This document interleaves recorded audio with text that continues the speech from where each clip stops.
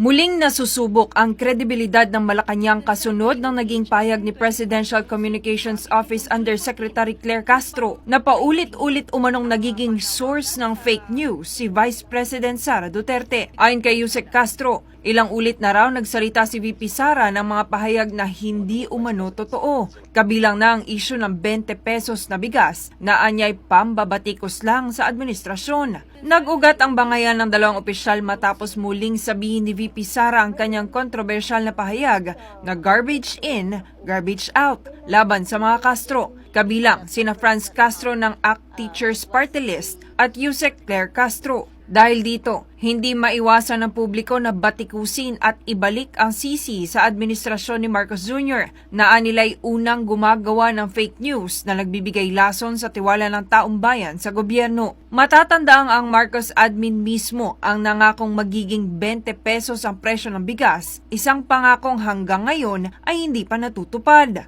Bukod dito, binanggit din ng Pangulo sa kanyang nakarang SONA noong 2024 na may 5,000 flood control projects na natapos ang pamahalaan. Ngunit nang sinubok mismo ng kalikasan dahil sa mga nagdaang pagbaha, lumutang ang tanong kung nasaan ang mga proyektong ito na sinasabi ni Marcos Jr. Hindi rin nakaligtas sa mata ng publiko ang pahayag ng Pangulo noong kasagsagan ng pagkubkob ng higit 5,000 pulis sa religious compound ng Kingdom of Jesus Christ sa Davao City, kung saan iginiit niyang walang ni isang pulis na pumasok sa loob na may dalang armas. Taliwas ito sa aktual na pangyayari matapos mamataan sa isang viral video ang dating hepe ng CIDG at ngayon PNP chief na armado habang nasa loob ng compound.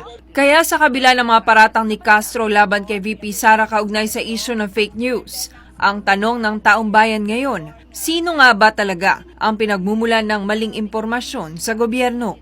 Ito si Jane Cognita, inyong citizen correspondent, nag-uulat para sa Diyos at sa Pilipinas nating mahal.